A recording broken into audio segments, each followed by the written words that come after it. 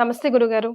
గురుగారు, ఈ పితృపక్షాలలో ఏ విధంగా పిండ ప్రదానం చేస్తే మన పెద్దవాళ్ళ ఆత్మ సంతృప్తి అయితుందంటారు?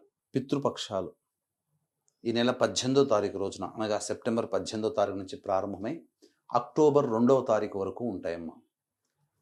కాబట్టి అంటే దీనికి ఒక కథ కూడా ఉంది. హ్మ్. ఎందుకు పితృపక్షాలు అనేటువంటి ఏర్పడ్డాయని చెప్పి. మహాభారత యుద్ధ కాలంలో కర్ణుడు గొప్ప వీరుడు, దానకర్ణుడు మరణించిన తర్వాత స్వర్గరోహణ చేరుకున్నాడు. చేరుకున్న తర్వాత అతనికి ఘన స్వాగతం పలికారు దేవతలందరూ. కాబట్టి అతనికంటూ ఒక ప్రత్యేకమైనటువంటి భవనం ఇవన్నీ ఏర్పాటు చేశారు. తనకి ఆకలి వేసినప్పుడు కానీ, నీళ్లు తాగడానికి కానీ ఏది పదార్థం ముట్టుకున్న అది బంగారం అయిపోయేది. ఆ విధంగా కొన్ని రోజులు చూసిన తర్వాత తాళలేక, ఆకలి బాధకు తాళలేక ఇంద్రుడిని పిలిచి అడిగాడు, ఎందుకు ఇలా జరుగుతుంది, నాకెందుకు ఏ పదార్థం నాకు రావట్లేదు అని. అంటే, కర్ణ, నీవు బ్రతికున్నంత వరకు కూడా నీవు స్వర్ణమయమైనటువంటి వాటినే దానం చేశావు, ఏనాడు కూడా నీవు అన్నదానం చేయలేదు. కాబట్టి నీవు అన్నదానం చెయ్యి, నీకు శాశ్వత స్వర్గంలోక ప్రాప్తి, సుఖభోగాలు కలుగుతాయని చెప్పాడు. ఆ విధంగా కర్ణుడు భూమి మీదకు వచ్చి పక్షం రోజుల పాటు విరివిగా అన్నదాన కార్యక్రమం చేశాడు. ఆ పక్షం రోజులే భాద్రపద మాస పితృపక్షాలు. ఆ రోజు నుంచి ఈ రోజు వరకు కూడా, అంటే ఎందుకు చేశాడు కర్ణుడు? గతించినటువంటి వారి కోసం, యుద్ధంలో మరణించినటువంటి వారి ఆత్మతృప్తి కోసం అన్నదాన కార్యక్రమాలు చేశాడు వారి పేరు మీద. కాబట్టి గతించినటువంటి వారి పేరు మీద ఈ యొక్క పితృపక్షాలలో పిండ ప్రదాన కార్యక్రమాలు చేయాలనేటువంటిది మనకు అనాదిగా వస్తున్నటువంటి ఆచారము. ఇంకా ఈ కర్ణ ప్రభావం వల్ల అది ఇంకా వ్యాప్తి చెందింది. అయితే ఇక్కడ గమనించాల్సిన అంశం ఏంటంటే, వీక్షించేటువంటి ప్రేక్షకులు కూడా చాలా మంది ఏ విధంగా ఈ యొక్క పిండ ప్రదాన కార్యక్రమం చేసుకోవాలో తెలియదు. చాలా మంది కామన్ గా నాకున్నటువంటి పరిచయాల్లో చాలా మంది చేస్తున్నటువంటి విధానం చెప్తానమ్మా. ఆ రోజు గతించిన వాళ్ళ ఫోటోను చక్కగా తుడిచి, అలంకారం చేసి, దీపారాధన చేసి, వాళ్ళకి ఇష్టమైనటువంటి పదార్థాలన్నీ వండి పెట్టి చేస్తారు. ఒక వర్గం, అంటే ఒక వర్గం అంటే కొంతమంది ఇటు సైడ్ తెలంగాణ జిల్లాలో ఆల్మోస్ట్ ఇట్లానే చేస్తారు. కానీ కొంతమంది ఏం చేస్తారు, ఈ విధంగా చేసి బ్రాహ్మణులకి స్వయం పాకదానం చేస్తారు. ఇంకొంతమంది శాస్త్రం తెలిసిన వాళ్ళు ఏం చేస్తారంటే తర్పణాలు వదిలి ఈ సంబంధించినటువంటి స్వయం పాకదానం ఇస్తారు.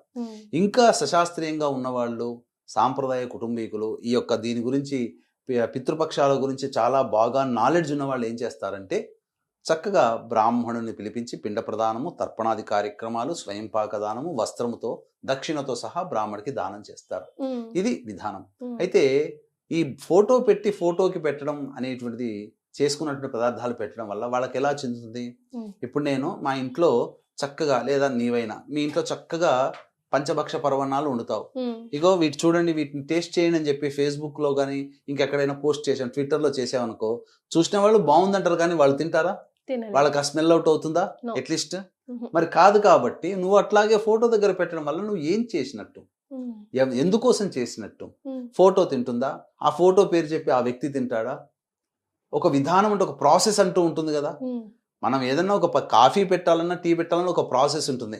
అంతే తప్ప నీళ్ళల్లో టీ పొడి, కాఫీ పొడి, పాలు అన్ని కలగాపురంగా ఒకేసారి నీకు తెలిసినట్టుగా చేస్తే, లేదా ఇటు ఇటు చేస్తే కాఫీ తయారవుతుందా? కాదు. అట్లాగే ఒక విధానం అంటూ ఉంటుంది. దీనికి ఈ యొక్క పితృపక్షాలలో చేయాల్సినటువంటి విధానం ఏంటంటే, చాలా మంది అనుకునేటువంటిది ఏంటంటే, ఈ సంబంధించినటువంటి ఏ రోజు చనిపోతారో ఆ తిథి రోజున పెట్టాలనుకుంటారు. అదొక నియమం. అయితే భార్య చనిపోయినటువంటి వ్యక్తి ఈ సంబంధించినటువంటి నవమి తిథి రోజున పెట్టాలి పిండ ప్రదానం భార్య కోసం. కాబట్టి అలాగే వీరమరణం పొందినటువంటి వ్యక్తులకి, అనగా మిలిటరీలు, పోలీస్ డిపార్ట్మెంట్లో ఉండి వీరమరణం పొందుతారు కదా, వాళ్ళకి ద్వాదశి తిథి రోజున పెట్టాలి. అలాగే ఈ యొక్క దుర్మరణం పాలైనటువంటి వ్యక్తులకి చతుర్దశి తిథి రోజున పెట్టాలి. ఇక అందరికీ కలిపి అమావాస్య తిథి రోజున పెట్టాలి. కాబట్టి ఏం చెయ్యాలి అని అంటే, చనిపోయిన పెద్దల చిత్రపటాన్ని చక్కగా తుడిచి, బొట్టు పెట్టి అలంకరణ చేసి, అది దక్షిణ దిక్కుగా ఉండాలి. దక్షిణ దిక్కుగా ఉండి ఉత్తరం చూస్తుంటుంది ఫోటో. ఆ విధంగా పెట్టి చక్కగా అక్కడ దీపారాధన చేసి, అగరబత్తి వెలిగించి, 2 పండ్లు ఏవైనా నైవేద్యంగా పెట్టి, తదనంతరం బ్రాహ్మణుని పిలిపించుకొని సంకల్పం చెప్పుకొని, మొట్టమొదలు చేయాల్సినటువంటిది శుభ సంకల్పం. తదనంతరం ఈ పితృదేవతల యొక్క అనుగ్రహం కోసం ఈ యొక్క సంకల్పం జరిపించి పిండ ప్రదాన కార్యక్రమం. తదనంతరం నువ్వులు, నీళ్లు కలిపినటువంటి వాటిని ఈ యొక్క కుడి చేతి బ్రొటన వేలి మీదుగా ఇలా వదిలిపెట్టాలి నీళ్లు. ఈ విధంగా చేసిన తర్వాత తర్పణాలు అంటారు వాటిని. ఇలాగే ఎందుకు గురుగారు? ఇలాగే ఎందుకంటే ఇది సైన్స్ పితృ ఏమైనా ఉందా దాంట్లో? దీనికి సంబంధించి పితృదేవతలకు వదిలేటువంటిది అంతా కూడా ఇక్కడ చెప్పబడి ఉంది. ఓకే. ఇదంతా కూడా దేవతా శక్తి, ఇదంతా కూడా ఋషికి సంబంధించినటువంటిది. ఇలా ఇక్కడ మాత్రం చేసేది పితృదేవతలకు వెళుతుంది. కాబట్టి తర్పణాలు నీళ్లు వదలడం అనేది ఇట్లా వదలాలి. ఈ తదనంతరం చక్కగా బ్రాహ్మణుడు ఇంట్లో భోజనం చేయడు కాబట్టి ఆ బ్రాహ్మణుడికి వంట సామానికి అవసరమైనటువంటి వస్తువులు, పప్పులు, ఉప్పులు, బెల్లములు, నూనెలు, ఈ విధంగా వస్తువులు పెట్టి ఆ తదనంతరం వస్త్రం పెట్టి తగు దక్షిణ ఇచ్చి బ్రాహ్మణి ఆశీర్వచనం తీసుకోవాలి. గురుగారు, స్వయం పాకంలో ఖచ్చితంగా పెట్టవలసిన కూరగాయలు ఏమైనా ఉన్నాయా? మనకు శాస్త్రం ప్రకారం చెప్పబడినటువంటిది ఏంటంటే ఖచ్చితంగా ఒక 3 కూరగాయల్ని మాత్రం ఖచ్చితంగా మెయింటైన్ చేయాలని చెప్పి ఉన్నది. ఏంటవి అని అంటే కాకరకాయ, నల్లేరు మరియు పనసకాయ. ఈ 3 గనక స్వయం పాకదానంలో పెడితే 1000 కూరగాయలను ఇచ్చినటువంటి స్వయం పాకగా 1000 కూరగాయలను ఇచ్చినటువంటి దాంతో సమానం. కాబట్టి అమావాస్య రోజున ఖచ్చితంగా పాటించాలి. అయితే చాలా మంది పిండ ప్రదాన కార్యక్రమాలు చేయలేకపోవడం వల్ల ఏమవుతుందంటే పితృదేవతలు ఈ 15 రోజుల పాటు వస్తారట. వచ్చి కొడుకులు వారసులు పెట్టినటువంటి పిండ ప్రదాన ఫలితాన్ని తీసుకుని వెళ్తారట. ఆ విధంగా చేయలేకపోవడం వల్ల ఇటువంటి దరిద్రుని కన్నానా అని చెప్పి బాధపడుతూ వెళ్తారట. మనం ఒక సాటి మనిషి బాధపడితేనే మనం ఓర్వలేమే, అటువంటిది మనల్ని కన్ని పెంచి పోషించి వాళ్ళు ఒక మంచి భవిష్యత్తు ఇచ్చినటువంటి తల్లిదండ్రుల కోసం ఒక్క పని చేయలేమా? కాబట్టి చాలా మంది దీన్ని మర్చిపోతున్నారు. కాబట్టి ఇప్పటికీ కూడా అనేక విదేశాలలో వాళ్ళ ఆచారం ప్రకారము ఇప్పుడు మీరు కొన్ని చూసారు, గ్రేవ్ యార్డ్లోకి వెళితే కొన్ని రోజుల సంవత్సరానికి 2-3 సార్లు ఈ క్రిస్టియన్స్ కూడా వచ్చి ప్రార్థనలు జరిపిపోతారు.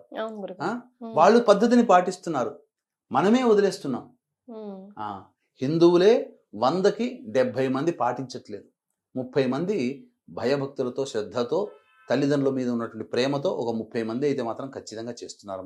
70 మంది పాడు చేసుకుంటారు వాళ్ళ జీవితాన్ని. ఈ పితృశాప ప్రభావం అది తదనంతరం మారి మనం చూస్తున్నాగానే మన పిల్లలు అభివృద్ధిలోకి రారు. అది కాబట్టి మనం అన్ని ఆశలు పెట్టుకొని పెంచేది ఎవరిని? పిల్లలకి కదమ్మా. ఈ సంపాదించి మోసం చేసి కష్టపడి రక్తము ఓడ్చి సంపాదించేది, నిజాయితీగా సంపాదించేది, మోసం చేసి సంపాదించిన ఎవరి కోసం? మనం తింటామా? మనం సుఖాన్ని మరిగి వదిలేసేసి పిల్లలకు సుఖాన్ని ఇవ్వడం కోసం పిల్లల కోసం కష్టపడుతున్నాం. మరి అటువంటి పిల్లల యొక్క జీవితం మనమే చేజేతులారా పితృదేవత కార్యక్రమాలు చేయలేకపోవడం వల్ల వాళ్ళని అంధకారంలో నెట్టేస్తున్నాం. కాబట్టి అవకాశం ఉన్న వాళ్ళు ఈ యొక్క పిండ ప్రదానం జరిపించుకోండి. లేని వాళ్ళైతే అమావాస్య రోజున మన పీఠం ఆధ్వర్యంలో అతి సామాన్య మానవుడు కూడా పాల్గొనే విధంగా ఈ యొక్క పిండ ప్రదాన కార్యక్రమం అనేటువంటిది బ్రాహ్మణుని కర్తగా పెట్టి చేయించడం జరుగుతుంది. కార్యక్రమం అయిన తర్వాత చక్కగా రికార్డ్ చేసి మీరు ఇచ్చినటువంటి వివరాలతో ఈ యొక్క పిండ ప్రదాన కార్యక్రమం, తర్పణాది కార్యక్రమాలు అనేటువంటివి చేయించడం జరుగుతుందమ్మా. రైట్ గురుగారు, ఫైనల్ గా ఒక విషయం చెప్పండి. పిండాలు పెట్టడంలో కూడా రకరకాలు పెడుతూ ఉంటారు, బియ్య పిండితో అలాగా. అసలు పెట్టాల్సింది ఏంటి, ఎలా తయారు చేసుకోవాలి? సాంప్రదాయము అనగా యజ్ఞోపవీత ధారణ ఉన్నటువంటి కుటుంబాలు, బ్రాహ్మణులు, క్షత్రియులు, వైశ్యులు, విశ్వబ్రాహ్మణులు, పద్మశాలీలు, కొన్ని కుటుంబాల్లో యజ్ఞోపవీత అర్హత ఉంటుంది, సంధ్యావందనం ఇవన్నీ చేస్తారు. అటువంటి వాళ్ళు మాత్రం ఖచ్చితంగా అన్నప్రసాదమే పెట్టాలమ్మా. మిగతా కులస్తులు ఎవరైనా కానీ బియ్య పిండితోనైనా చేయొచ్చు, గోధుమ పిండితోనైనా చేయొచ్చు, అలాగే యవల పిండితోనైనా చేయొచ్చు, తన శక్తిని అనుసరించి ఏదైనా చేయొచ్చమ్మా. రాముల వారు తండ్రి చనిపోయాడని చెప్పి భరతుడు చెప్పిన తర్వాత పిష్టముతో పిండ ప్రదానం చేశాడు. ఆ విషయం కౌసల్యాదేవికి తెలిసింది. అంటే ఏంటనంటే రాముడు అప్పుడు గొప్పగా ధనవంతుడు కాదు, తనకున్నటువంటి పర్ణశాలలో తనకి దొరికినటువంటి పదార్థంతోనే పిండ ప్రదానం చేశాడు. ఇక్కడ భక్తి శ్రద్ధ ప్రధానము తప్ప నువ్వు ఎట్లా ఏ విధంగా ఎంత ఆర్భాటంగా చేసావని ఉండదు. అందుకనే శ్రద్ధగా పెట్టేదే శ్రాద్ధమైంది తప్ప హంగులు ఆర్భాటాలతో చేసేది పూజలు ఇప్పుడు ఎక్కువైపోయాయి. పూజలు ఒకప్పుడు మంచిగా ప్రశాంతంగా చేసుకునేవాళ్ళు. ఇప్పుడు ఒక అయ్యప్ప పూజకి 15 నుంచి 25 లక్షలు ఖర్చు పెడుతున్నారు, తెలుసు కదమ్మా. అసలు ఆ ఖర్చు పెట్టలేకపోతే వాడు ఆ పూజకి చేసుకోవడం వేస్ట్ అనుకుంటున్నాడు ఇప్పుడు. మరి అయ్యప్ప స్వామి చెప్పాడా 15-20 లక్షలు ఖర్చు పెట్టి చేయమని? సాధారణంగా చేసుకున్నా భక్తిగా చేసుకున్నా చాలు. కానీ ఇక్కడ ఏంటనంటే భక్తి శ్రద్ధ ప్రధానం అమ్మా. కాబట్టి ఈ విధంగా చేసుకున్నట్లయితే తప్పకుండా దేవతానుగ్రహం, పితృదేవతానుగ్రహం కలుగుతుంది. ఈ పిండ ప్రదానం చక్కటి బ్రాహ్మణుడు దొరకలేని పక్షంలో మన పీఠం ఆధ్వర్యంలో అక్టోబర్ 2వ తారీఖు రోజున చేయించుకోవచ్చునమ్మా. రైట్. గురుగారు చెప్పిన గుర్తుపెట్టుకోండి. గురుగారు చెప్పినట్టు వీడియోస్ సేవ్ చేసుకోండి. ఈ రోజుల్ని సరిగ్గా సద్వినియోగం చేసుకోండి. అంతా మంచే జరుగుతుంది. ధన్యవాదాలు గురుగారు. నమస్కారం. సర్వం శ్రీ ఉమామహేశ్వర పరబ్రహ్మార్పణమస్తు.